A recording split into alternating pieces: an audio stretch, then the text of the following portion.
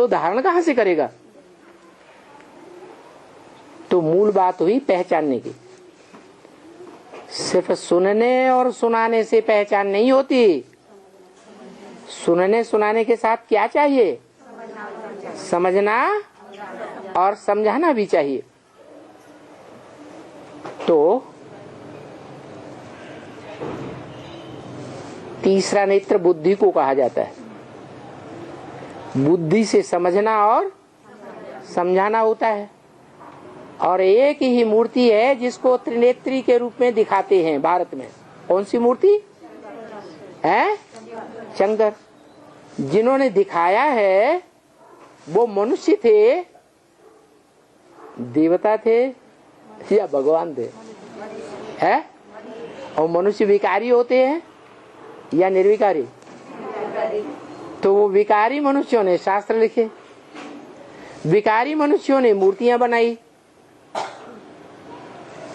तो वो नहीं जानते थे कि जो शंकर का रूप है वो रूप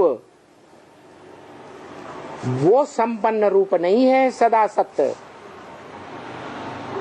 जिसका गायन है इस दुनिया में, सत्यम शिवम सुंदरम। वो रूप क्या है? वो रूप मंदिरों में दिखाया गया, शिव के मंदिरों में, प्राचीन मंदिरों में खास दिखाया गया, जहां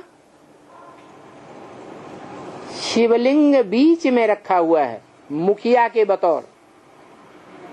परिवार का मुखिया शिवलिंग और बाजू में दीवाल में सभी देवताओं की मूर्तियां। उन देवताओं की मूर्तियों में मुख्य मूर्ति महादेव शंकर की भी दिखाते हैं। तो देवताओं में महादेव है, लेकिन वो भगवान नहीं है। मनुष्य को देवता बनाने वाला नहीं है। तो शास्त्रकारों ने, मूर्तिकारों ने ये नहीं जाना कि शंकर संपन्न रूप है या पुरुषार्थी अधूरा रूप है। कैसा रूप है? अधूरा रूप है, पुरुषार्थी रूप है। पुरुषार्थ कर रहा है याद का, जो संपन्न बन जाएगा। देवताएं संपन्न होते हैं तो वो अपने स्वरूप को याद करते हैं या कोई और को याद करते हैं? अपने स्वरूप को याद करते हैं। तो साबित होता है कि शंकर का जो मूर्ति दिखाते हैं वो भी अधूरी है, संपूर्ण नहीं है। नहीं तो जो शिव का परिवार मंदिर में दिखाया जाता है, उस परिवार में उसे बाजू में क्यों बैठा दिया है? शिव शंकर कहते हैं। शिव के साथ किसका नाम जोड़ते हैं? शंकर का नाम तो जोड़ते हैं, लेकिन वो शंकर अलग है और शिव अलग है। कैसे अलग है? है?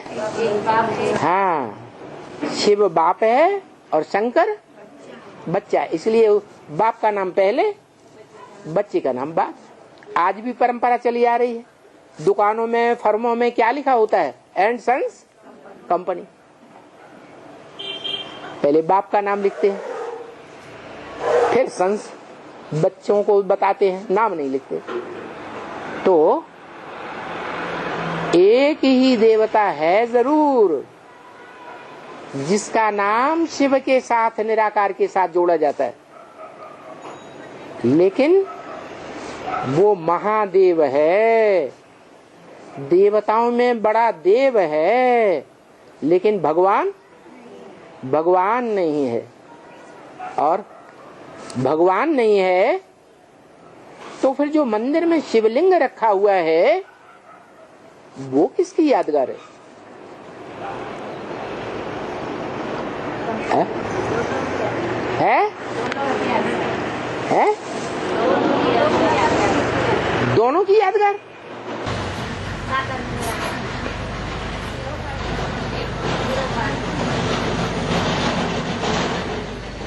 अगर दोनों की यादगार है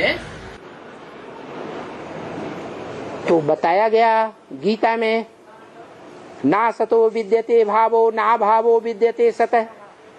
जो सत्य होता है उसका इस दुनिया में कभी अभाव नहीं होता। क्या? सत्य सदा काल है, आज भी है, कल भी रहेगा, पास्ट में भी था।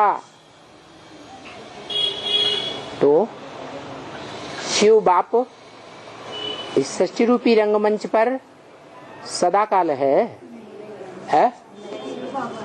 शिव बाबा सदा काल है, शिव बाप सदा काल नहीं है। तो सदा सत्य कौन हुआ? है शिव बाबा सदा सत्य हुआ। फिर सदा शिव कौन हुआ? सदा शिव कहते हैं ना, सदा शिव, वो कौन हुआ? है वो सदा, भूत भविष्य वर्तमान तीनों कालों में सदा होता है? होता ही नहीं तो सदा सत्य कैसे हुआ? होता है या नहीं होता है? होता तो है, लेकिन किसी को दिखाई नहीं देता।